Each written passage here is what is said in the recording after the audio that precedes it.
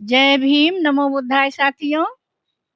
जैसे कि मानवर कांशीराम का 9 अक्टूबर पर निवार है और बहन जी की भी कॉल है, तो हम पूरे बहुजनों को इकट्ठा होना चाहिए और अपनी ताकत दिखानी चाहिए। और हमारे बीच में हैं रजनी सोलंकी एडवोकेट।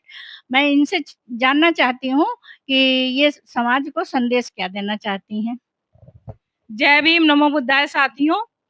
कहते हैं कि जो झुकना जानते नहीं उन्हें इंसान कहते हैं और जिसने बदल दिया जमाना उन्हें कांशीराम कहते हैं। मानवर काशीराम जी का जन्म पंजाब के रोपड़ जिले में 15 मार्च 1934 में हुआ था। कहते हैं कि उनका जन्म साधारण परिवार में तो हुआ, लेकिन उनके सपने साधारण नहीं थे।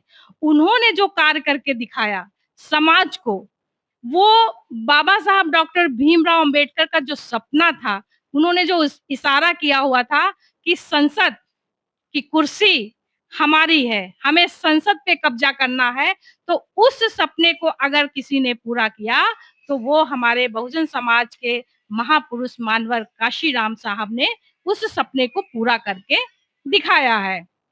और ये भारतीय समन्वय संगठन लक्ष्य मानवर काशीराम जी के पद चिन्हों पर चल रहा है।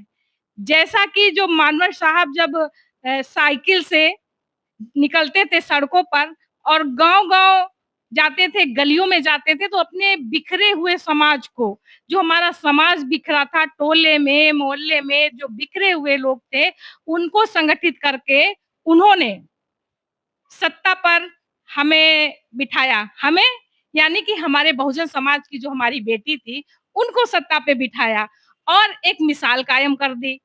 लक्ष्य संगठन भी उन्हीं के पद चिन्हों पे चलता हुआ जा रहा है और ये गांव-गांव जा करके उन गलियों में पहुंचता है जहां पर नेता लोग खड़े होना भी पसंद नहीं करते हैं।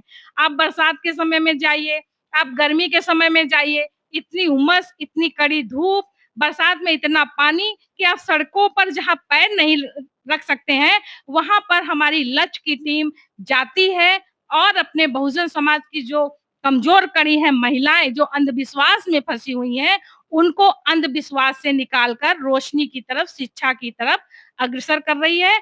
और जब वो जागरूक होंगी तो वो अपने बच्चों को भी शिक्षा की ओर आगे बढ़ाएंगी। तो ये जो लक्ष्य संगठन काम कर रहा है, जो शोषित पीड़ित दबा कुचला हमारा समाज है, जिस पर अन्याय अत्याचार लगातार बढ़ते जा रहे हैं। आप देखेंगे जब हम गांव जाते हैं तो हम लोगों को रोते बिलखते पीड़ित परिवार दिखाई देते हैं, जिन पर अन्याय अत्याचार शोषण लगातार हो रहा है, बहन बेटियों के साथ दुष्कर्म हो रहा है, उनकी एफआईआर नहीं लिखी जा रही है।